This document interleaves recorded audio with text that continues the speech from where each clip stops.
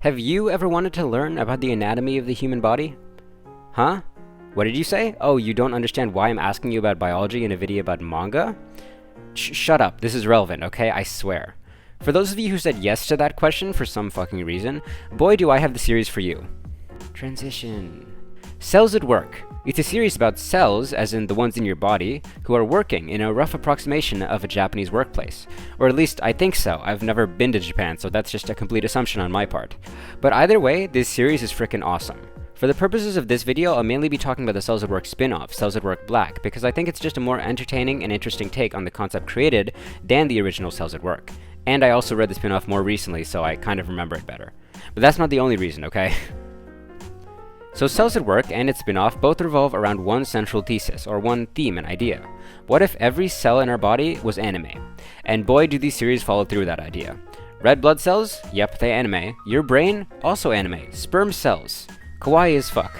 Everyone fantasizes about being inside an anime girl, but this is the only series that makes you fantasize that an anime girl is inside of you. The concept is so out there and whack by the standards of stories that we know in the Western market, and it's even out there in comparison to some other Japanese stories. Like, the insanely detailed way the human body is depicted in the story of Cells at Work makes this series almost seem like a fantasy story at times, because the world the characters exist in is so detailed and large scale and draws you into it with all of the little elements that make it work so well as a setting. And then you realize that this story could be taking place inside your own body right now. Anyways, premise aside, I'm sure the uneducated among you guys right now are thinking, that's cool and all, but how in the name of anime Jesus are they gonna make a whole story about this wacky and out there premise? First off, praise be anime Jesus, and second off, let's talk about that. So in the story of the original Cells at Work, the main character is a new red blood cell. They just got hired, produced, born? I don't know, this is raising a lot of ethical questions about the age of these cells. Let's just ignore that legal landmine and move on for a bit. And there's no real way of putting this nicely, but this red blood cell is a bit of a moron. They don't know how to get around the body properly, they're kind of clumsy, and generally aren't the most well put together person on the planet, and are having a bit of trouble fitting into their new workspace. And wow, have I never related to an anime character so fast before. This series is kind of like a comedy action sort of deal, and a lot of the aforementioned comedy comes from seeing the body and all of the bodily functions that are portrayed in the context of the story. Like, people sneezing is portrayed as a missile being fired out of the body, which, like, it sure feels like it. Fuck allergy season. And oxygen being carried around the body is being transported in cardboard boxes, which seems like a security hazard, but I'm not a biologist, so what do I know? Stuff like this is what makes the series so humorous in this iteration. The dichotomy of the depictions of stuff we know about and ways these things are portrayed in interesting and wacky light is very entertaining to read.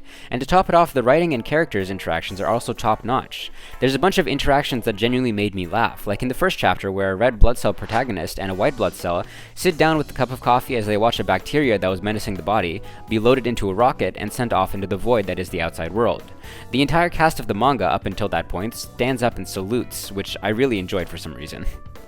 And speaking of the white blood cells, that brings us to the second genre I would use to describe this series. Action. What, you didn't think the inside of our body would be peaceful, did you? That place is a hellhole, okay? So what did you expect? There's a lot of things out there that would like to fuck your body over. And of course we don't feel every single one of them, but there truly is no break for the cells inside of our body. The cells in the story of Cells at Work are constantly hard at work trying to fend off invasions from outside infections and the like, and boy do I not envy them.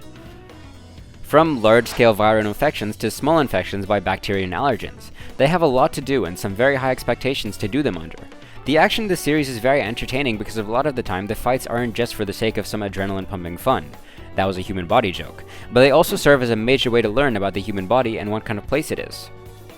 Like, for example, during one of the large-scale battles between the human body and influenza, which is not something I expected to be saying in a video, I won't lie, there's a cell called a killer T cell, which is supposed to help defend the body from infections and the like. These cells are very strong and buff, but one of their numbers is still a scrawny little boy. He is a naive killer T cell, who is yet to grow into a fully grown Fist of the North Star-esque defender of the human body. But in this battle, the naive killer T cell finally grows up after recognizing his own weakness, which is not only a good storyline and is very funny, but it also seems to be factually correct. Not like the character development stuff, but the fact that the naive killer T cell evolves into a fully grown one, like they do in the Cells at Work.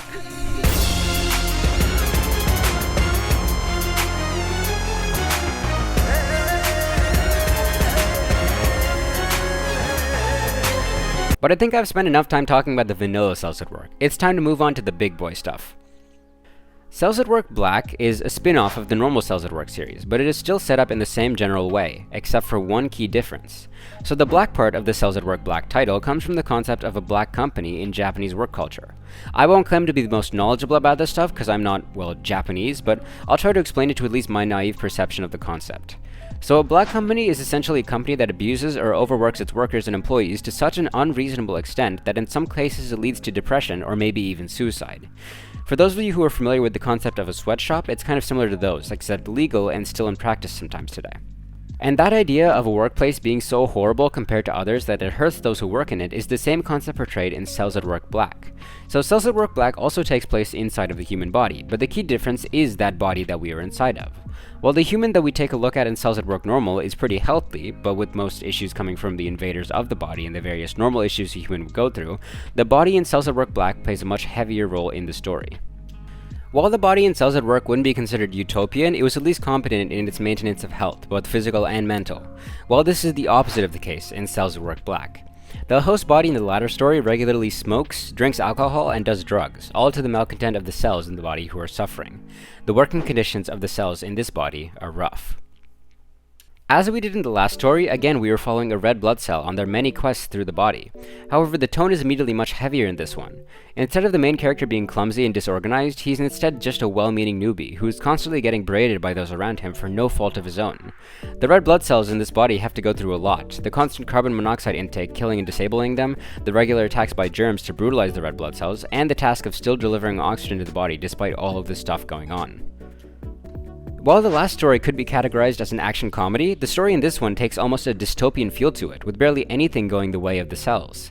Constant assaults from all sides cause the body the cells are inhabiting to spiral more and more down the path to depression, and eventually death. But that's not all there is to this story. While it could just be content at being a depressing and dark look at how truly broken a body can be, while still providing an engaging scientific look at the inner working of our body, the story still chooses to have an uplifting message in there somewhere. After a large period of constant torture, of drugs, of infection, of cells dying on a massive level, there's finally some change. A lot of the drama and sadness of the story comes from the interaction between the body and the cells that make it up. While the cells are a part of the body, they can clearly see the torture the body is being put through, and their daily lives become so much worse because of it. But even though the body feels that pain, it's going through too much mental and emotional stress to fix any of its bad habits. But eventually, after being on the verge of death multiple times and being saved by the cells hard at work inside of their body, the person piloting the body decides to change. They stop drinking so much, they cut back on the smoking, they do their best to get into a healthier shape. And that's the message the first half of the story leaves you with. No matter how down in the dumps the body was at the start with its self-destructive habits, there was a light at the end of the tunnel. There was a path to self-improvement, and that path was eventually the one that was chosen. Thank you guys for watching, and thank you so much for your continued support on my last two videos. My videos are finally starting to get recommended more, which I really appreciate and couldn't be happier about. But yeah, thanks as always for being here, and be sure to like and subscribe, and I'll see you next week.